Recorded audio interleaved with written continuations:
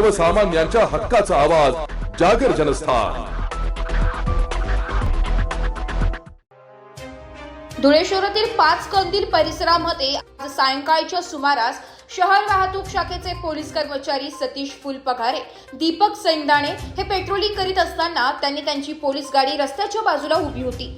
दरम्यान याच वेळी धुळे तालुक्यातील सडगाव येथे रहिवासी असलेला सोपान पाटील हा मद्यधुंद अवस्थेत येऊन त्याने त्याची गाडी पोलिसांच्या गाडीला मागून जोरदार धडक दिली। या संदर्भात जाब विचारण्यासाठी पोलिसांनी त्याला थांबवले असता त्याने कुठलाही विचार न करता सतीश फुलपगारे व दीपक सैंदाणे या दोघा पोलीस हवालदारांना शिवीगाळ करत त्या दोघांच्या कानशिलात लगावली आहे। यावेळी 5 कंदील परिसरामध्ये नागरिकांची मोठी गर्दी या ठिकाणी जमा झाली होती। पोलीस कर्मचारी त्याची समजूत काढण्याचा प्रयत्न करीत होते, मात्र तो कुठल्याही ऐकण्याच्या परिस्थितीत नसल्याने तो पोलिसांना शिवीगाळ करीत त्यांना मारहाण करीत होता।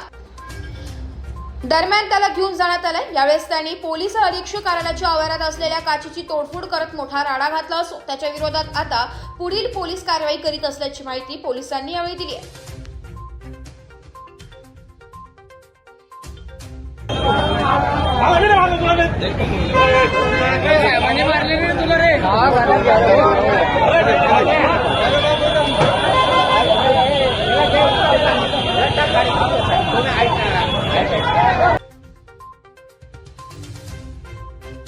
जागर जनस्थानसाठी प्रतिनिधी रूपक बिरारी, धुळे।